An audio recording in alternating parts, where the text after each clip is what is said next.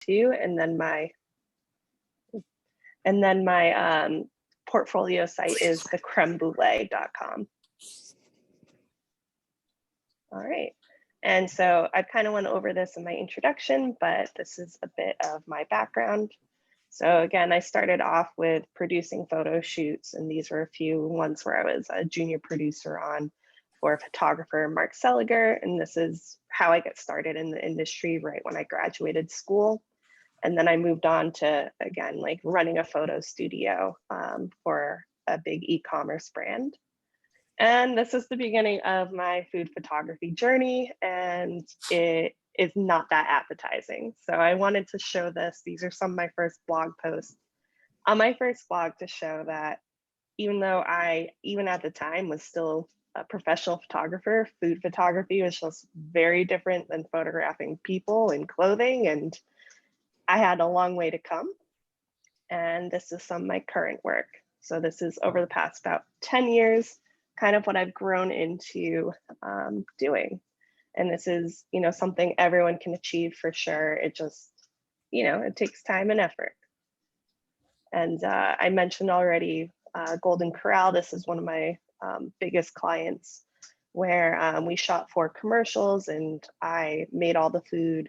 The food was then styled by our head stylist, Judy Kim, who is, I learned a lot from her, so I'm gonna share some of the tips that she gave, but I have a lot of stories from this shoot that will come up.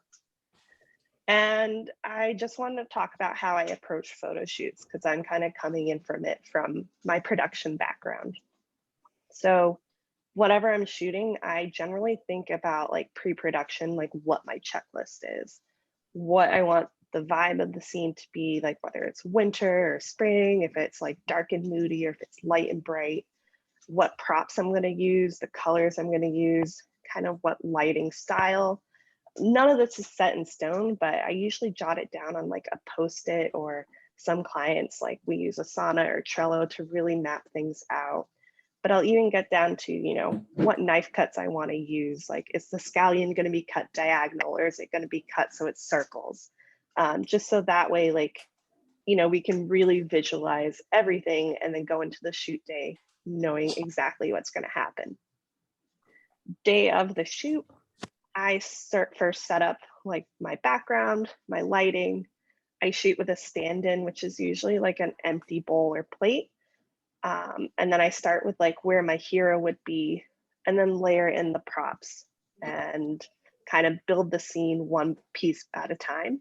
And then I also shoot alts, meaning I'll change things up. I'll adjust the scene a few times, even if I already think I got it.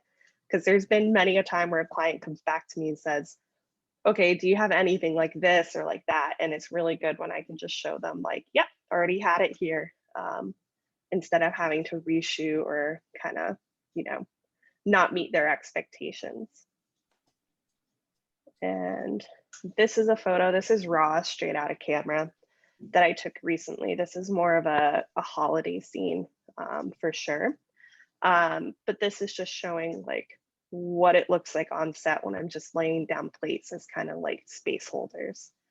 I laid down the plates to kind of get my general like scope. And then I started layering in the ribbon, which I taped down on one end, kind of twirled up, twirled around, made it look pretty, taped down the, taped down the other end. And then I began layering in some of the other props in the scene. So the pine cones, the oranges, the cranberries, the drinks. And the whole time, every time I put a piece down, I take a photo. And I usually shoot on a tripod. So if I were to show you the entire shoot for this one shot, it'd be like 30 photos of like, here's another pine cone, here's another, slice of orange. So it's very tedious, but that's generally how we build these large scenes. And this is for an email campaign. So there is like a little bit more effort put into this, knowing it's going to be a larger campaign. But yeah, it's really piece by piece. And the thing that does take the longest is the most minuscule things, like, oh, that cranberry is too far to the left. We need to move it to the right. And then we move it, we take another photo. Okay, now it's too far to the right and needs to go back to the left. So those tiny little things are what takes up most of the time. So then this is an edited version of the photo where we put in some of the plates and kind of adjusted the lighting and did a bit of editing on it. So pretty much what I had shot previously is what the final photo is. Yeah. And if you guys have any questions at the any time, just let me know. Put it into the chat. I think Abby's moderating that because I can't see her right now. I can just see my screen. Here's another one with an email scene that we were doing for, again, general holiday. What we are trying to do with all these shoots is because we don't want it to be a specific holiday. We just want it to be like festive, kind of winter, bringing in a lot of those flavor cues like the herbs, the seeds, the eucalyptus and the other greenery that we were using just to kind of give it a little bit of a holiday feel, but not tied down to any specific thing. And then for this shot, I don't have a final version yet. Our editor hasn't given it back to me. This was working in a test kitchen, so I took like food that was already plated from a previous shoot and just kind of plopped it down again to kind of map out where those heroes would go. With this shoot, I started off with the ribbon down on the left-hand corner, folding that to make sure the folds didn't go anywhere. I just put a piece of double-sided tape down so that way it just really stayed. Then I, did the cheesecloth in the upper right-hand corner, started layering in some of the greenery and then some of the smaller items. I go typically large to small. That's just my workflow, but it seems to work for me. And then here's another shot. Similar to the other one, I'm using more of a cool tone to convey like winter styling. I am, playing with the ribbon again to have like a holiday theme, but not holiday specific. And I'm generally trying to get that vibe of how I want the photo to look before I put in all the final plated shots. And here is an example. This is for my client Purple Carrot of one of the shoots I did recently for them. This was kind of what they want out of like their winter scenery, like a bit cooler tones, more neutrals. This is like, I think it's like some type of like curried chowder. So I wanted to play around with, using blues, using kind of those like deeper oranges. They have more of a weird crop. It's like that rectangle, but they also ask that we use any flavor cues, like garlic is very present in the dish, so showing garlic, so that way their customer knows what is in it. When we were plating this dish, this is one where all the carrots kind of sunk to the bottom. So we took the carrots out, we wiped them clean with paper towels, and then just kind of placed them on top. And right before we shot this, we took that, it was like a white horseradish sauce, and just drizzled it on top with a spoon. This is, it's a pretty easy shot to get with like that drizzle, because if you mess it up, just stir it in and retry it. It's, if you fail, you fail. And, you can usually just like redo it, especially on like soups or something where, it's really not going to affect the soup as a whole. If you drizzle olive oil on top and you don't like how it looks, just stir it together. And I'm talking from, a point of view where the food we're using, we're not really consuming, though I do try to take home as many leftovers as possible because I don't really like food waste. But if you are cooking and then your family is eating it afterwards, it definitely limits like what you can do. I generally don't do any like weird hacks like using motor oil instead of like maple syrup. I might just, put an obscene amount of olive oil in something. It's still edible, but it's probably not how you want to eat it. Michelle, can I interject there? Can you talk about specific like wonky things that you've seen food photographers on set use in a more like commercial production? Because I've heard some stories about that, but I would love more details on what that Oh could. yeah. So I was actually working on a shoot yesterday for a frozen meal, and the stylist was using Windex. She had like a little bowl of Windex, and she'd put Q-tips in it and then wipe that around the rim of everything to get the grease off. Mhm. Oops, sorry, my phone is going off. Um, and so Windex was one that I had never seen before, but now I'm kind of obsessed with because it works so well. Uh, Um, And then I'd say like the other one that I've seen quite common is like for grill marks, if you really want to make sure the color of something that is cooked looks browned, looks like it's grilled, using a browning sauce like Maggie to paint on grill marks. Oh, I wow. worked on a shoot where the grill we were using had like a lot of charcoal buildup. Uh-huh. So whenever we put the chicken down, it just like turned black and kind of gross. So we'd put it down just to kind of get the skin to brown a little bit and pull back. And then we'd take it off and paint on the grill marks. And the inside chicken was raw, but we weren't showing that. We were just showing like the whole grilled chicken.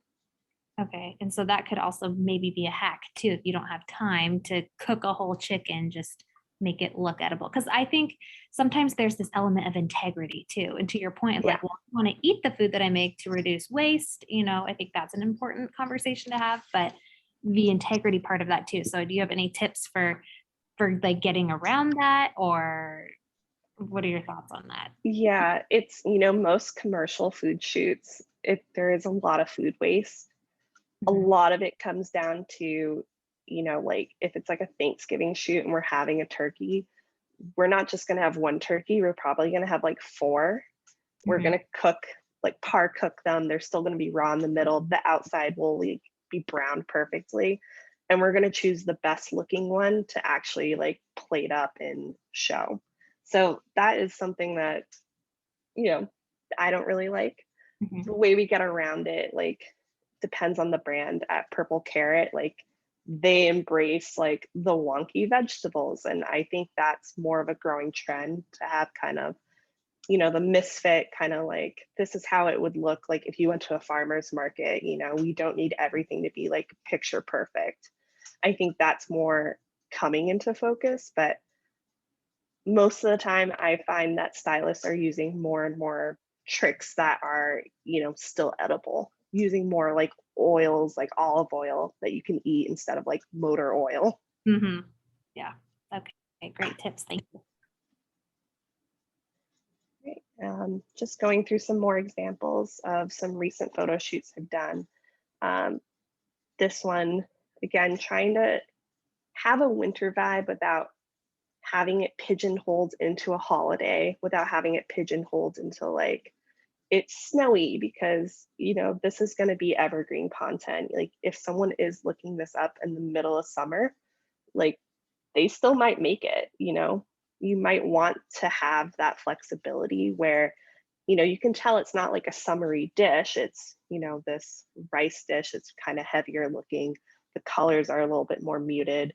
It reads a little bit more fall winter, but it still has that evergreen sensibility where we're not adding in anything that's month or holiday specific.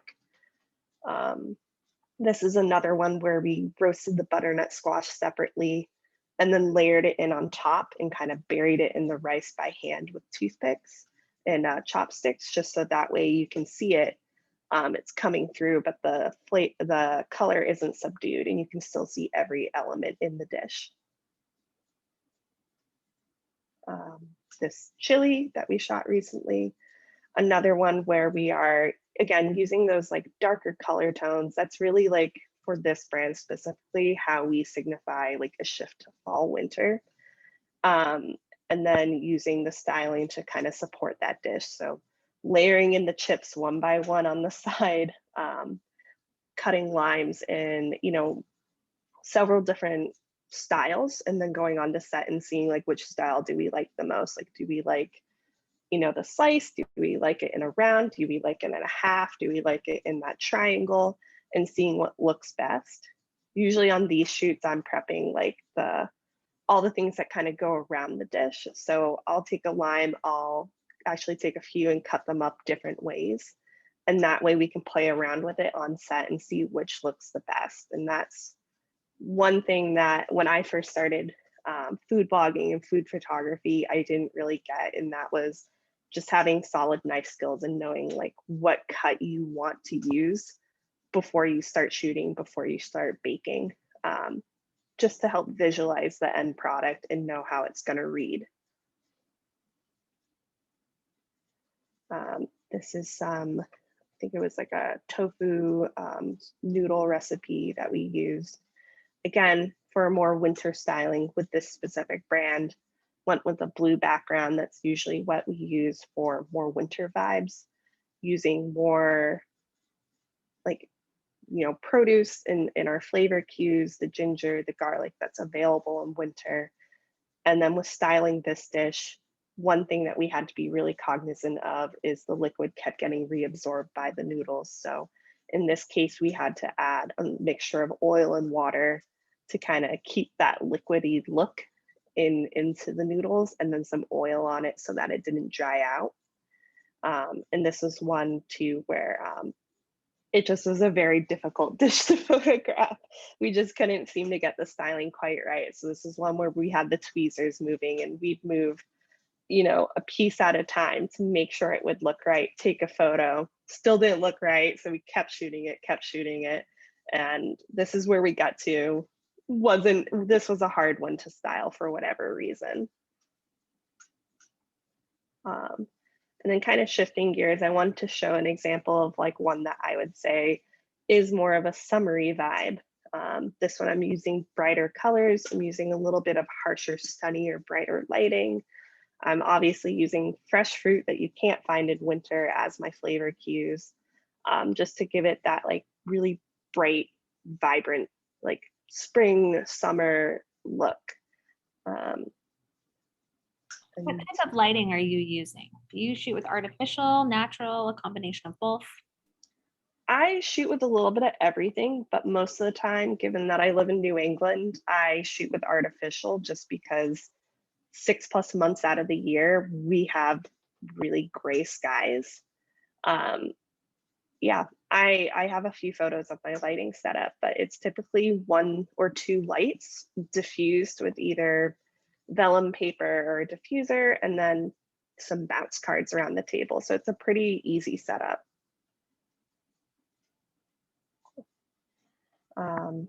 Yeah, this one was just another one we shot recently, and I just wanted to show the styling on this. This was one where nothing was working.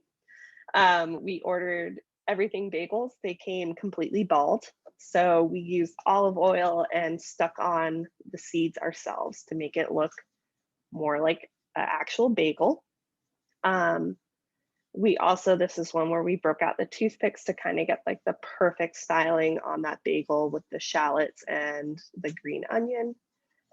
And then also being intentional about what tomatoes we use for the one that's in the lower right. I tend to choose smaller items to use because it just reads a little bit better. When you have a bagel this size and you also are cutting a tomato this size, it's not going to read the same. So choosing like a Roma tomato or a smaller tomato, knowing it's going on a bagel and paying attention to the size really helps make it pop and makes it, you know, kind of look like a whole dish instead of just like a giant slice of tomato on something.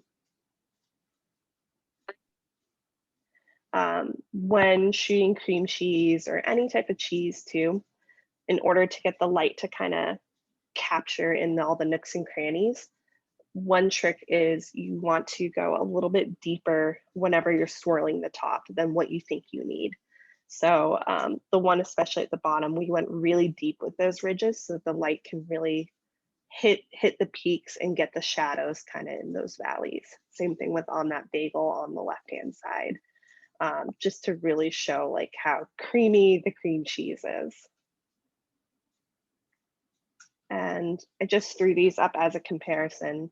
None of these are really edited yet, but you can see like the 2 on either side have more of that winter kind of styling, where it's the darker, more muted colors, a little bit sparser in terms of flavor cues. versus the one in the middle, which is more of a summer dish, which has a lot of green in it, brighter colors, warmer colors, bit of a napkin in the background too, just to kind of showcase like how it looks a little different depending on the seasonality. So my key takeaways are, I tend to use different colored backgrounds, more neutral dark plates, dark and rich linens or seasonal patterns, using in-season flavor cues. So I probably won't be using tomatoes on something that's like a very winter dish because they're just not in season.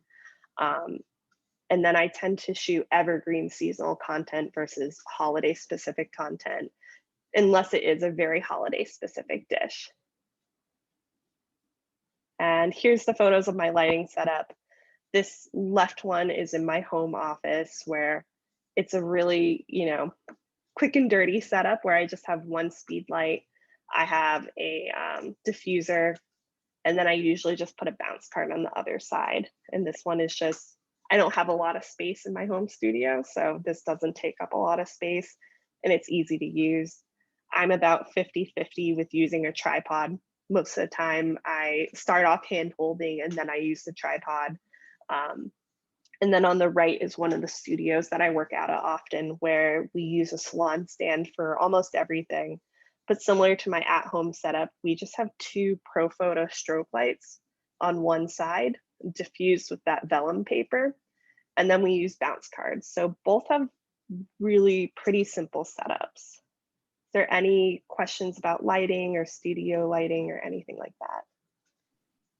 Yeah, so in the previous photos that you showed, there was very cool on the left, a warm in the middle, and then more of like a neutral, slightly warmish. So how are you getting those color profiles? Are you using different colored diffusers? Is there different lighting? I know the backgrounds obviously come into play there. Can you walk through how you get that mood and color? Yeah. And tone? So on the two kind of more winter ones, I'm definitely using a lot more diffuse light. I'm not usually doing a hard light. So what I do is we usually get vellum paper and tape it right to the light. You can usually tape it right to a strobe light, it won't burn, or use a softbox just to get that extra diffusion and a nice soft light. With the middle photo. Where do you get vellum paper?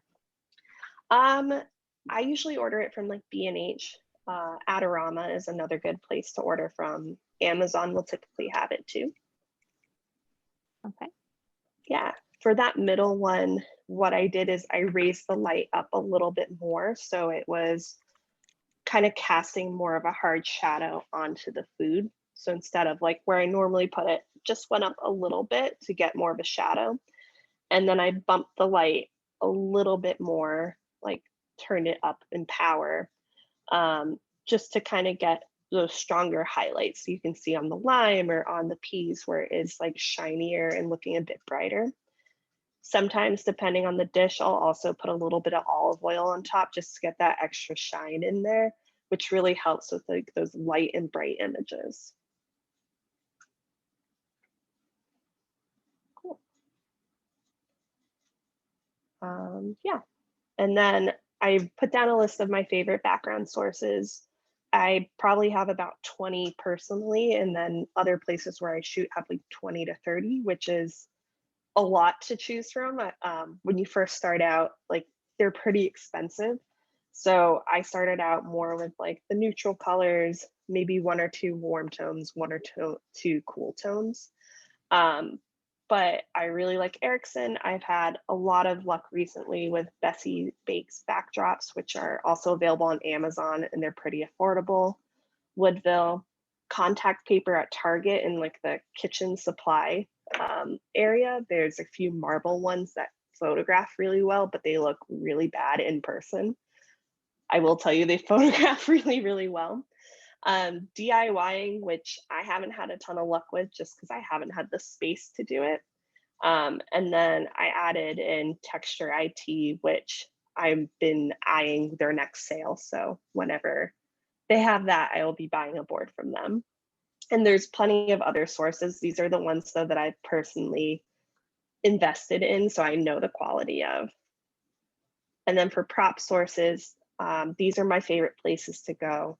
I try to not spend a lot of money on props just because I'm constantly buying a lot depending on the client. They might have a very specific need. So I'm usually trying to not spend a ton of money. But Target, Crate and Barrel, CB2, World Market, Pottery Barn, Anthropology, Marshalls, TJ Maxx, Home Goods, and then Daiso. If you live anywhere that there's a Daiso, they have like the best peelers. They have the best like little mandolins, and they're super cheap. It's a dollar store. We don't have it here on the East Coast, but when I was living in San Francisco, it was my favorite store to kind of go get props and to go get kitchen tools just because it was really affordable. Do you ever like thrift or look for like antique props?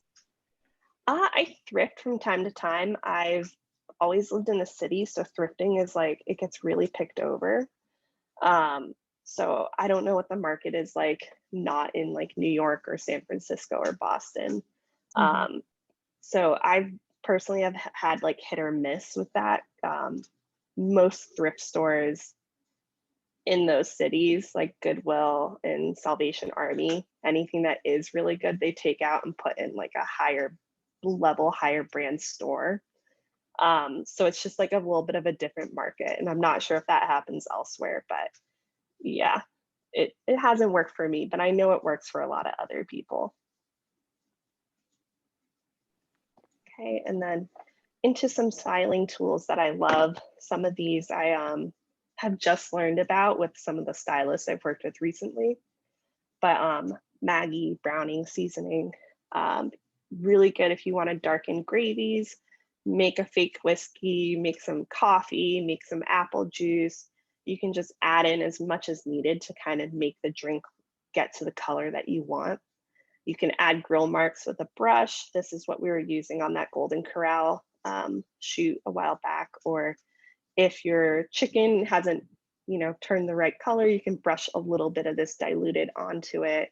Same thing with your steaks. If you want like a little bit more of a brown color, this is really good. Also on sets, like we usually have a bottle of red wine, a bottle of white wine, and then we pour it into the glass and dilute it to whatever color tone that we want. Same thing with apple juice or iced tea that we just get at like Trader Joe's, super cheap, but it gives us a bit of flexibility with like any drinks that we want to put into the scene. If we want to make a rosé, we just add a little bit of red wine and then some tap water just to lighten it. So that's one hack that we do, is we usually just always have that on set.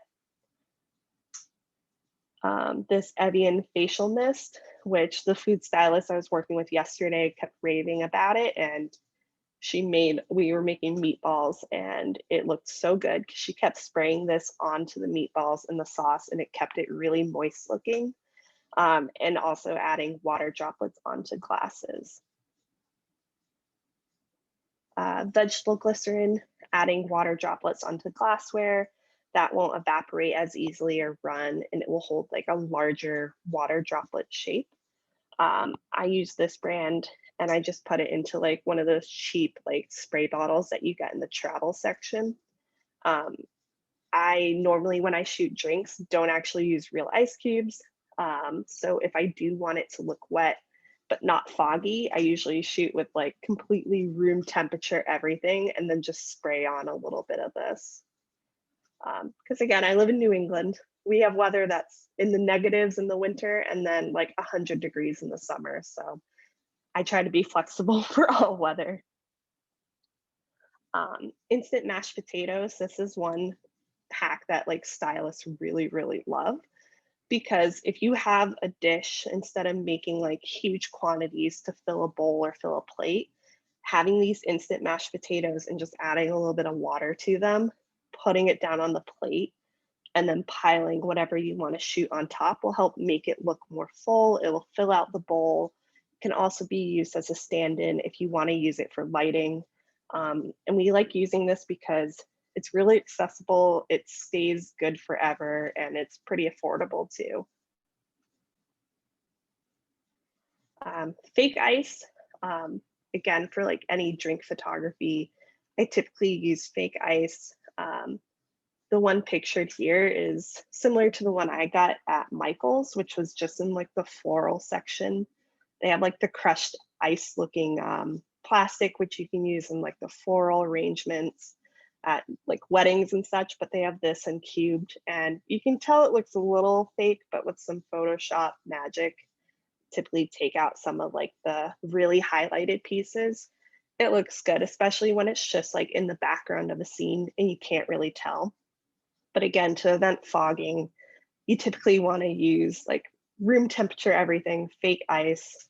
You can buy really, really good fake ice, prop ice, but it's about $75 to $200 per piece. And I just have not committed to that yet. That's a little bit more than I want to spend on ice. If you do want to use real ice in your photo shoots and you want that nice clear looking ice, most gas stations or Sonics will typically like sell you bags of ice that are clear. So if I am doing a drink shoot where I need to use the actual real stuff, I usually just go to the grocery store and buy the bag and then pick out the nicest pieces. So that way, you know, there's nothing that looks too crazy in there.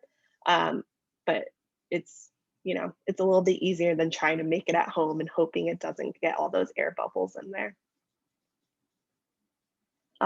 This is every stylist's favorite tool, Bounty. This is good for cleanup, filling in a dish. So similar to the mashed potatoes, if you don't have that, I'll take wet paper towels and put them on the bottom of the dish and then plop all the food on top of it. Or if I'm noticing that maybe something is sinking in the middle, I'll take those wet paper towels and put it under the middle to kind of prop it up. Just so that way, you know, it looks really full, looks really delicious. And it's also good to use as like a shim for propping up plates. Like if you want the plate at a little bit of an angle just for the photo, I'll usually put like a folded piece of like paper towel underneath and dry paper towel. And that's usually what does the trick. Windex, I already talked about this hack that I discovered. Well, I didn't discover, but I saw yesterday and used. Removing grease from plates, like we were shooting meatballs, so that red sauce left like a lot of a greasy trail on the plate. So the stylist was, she had a bowl of it, she was dipping paper towel and Q-tips into it to take off that greasiness around the rim.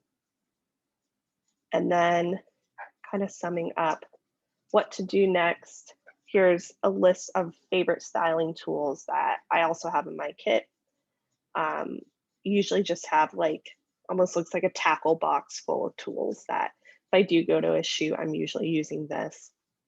I'll just highlight a few. One of the crazy ones that I saw in use recently was Fix-A-Dent. We were shooting a Thanksgiving themed shoot and the turkey was like, the meat was starting to tear apart. So the stylist put Fix-A-Dent into the turkey because it just looks white and it kind of smooths it all out and you couldn't see the holes from where the meat was kind of like separating, which again, can't eat that afterwards, but it was a really cool hack. But yeah, most of the other ones I think are pretty standard. And then what to do next? I would suggest just practicing, like choose something that's very low intensity on prepping, like just to get your styling or your photography or both kind of in use, to start something with something like peanut butter on toast, cream cheese on a bagel, dessert from a store, or just starting with like knife cuts to just test things out. And these are a few examples of like where I was testing just, you know, slicing down oranges, trying to get it all perfected, or slicing down apricots to like perfectly show the pit on apricots and peaches. And then I just kind of took a photo just for fun. When you're not cooking or you're not having the pressure of like making a blog post or doing a photograph for a client, it's really good to just play around. Again, something very low intensity where you're just only focused on like food styling, lighting, photography, one of those things or all those things. And that's just, you know, where a lot of growth can happen. And that's about it for my presentation. So I figured we open it now for some Q&A and go from there. All right, I love all of those tips and hacks because a lot of those I have never heard of or seen, and I feel like I need to try them now. I didn't even realize that you could spend $200 on fake ice. That's I crazy. refuse to for like personal principle, but yet I Mhm. look at that fake ice and it is so realistic looking, but yeah. Mhm. Okay, so we have one comment here in the question for, or one comment here in the chat box from Tracy. She said, "Are you using any presets in your photo editing software? If so, which ones do you like for food editing?" So depends on the client. For Purple Carrot, they have their own custom made presets that they use. And it's just to keep the brand looking consistent on their end. That or I'll make my own presets. I don't typically buy them just because I personally am pretty adept at Lightroom. It's pretty easy to make your own. You do so by making whatever adjustments you want to a photo, and then you can just hit save preset. So that's typically what I do. When I'm shooting, I always shoot tethered to a computer. So that way I can constantly see what I'm doing, and I tether into Lightroom. The back of the camera screen, you really can't see focus as well. You can't see all the colors, all the lighting. It's just going to cut some of that information out because it's such a small screen. And I'll do a few quick edits in Lightroom. And then there's a setting where you can, as you're on your tether bar, where it shows like same as previous, it's like a little drop down. So it can carry all those edits from that photo to everyone that you shoot going forward. So that way I can, especially if I have a client right there, show them the photo with a few edits on it. And if they really like it and like that editing, I just save that as a preset for that client.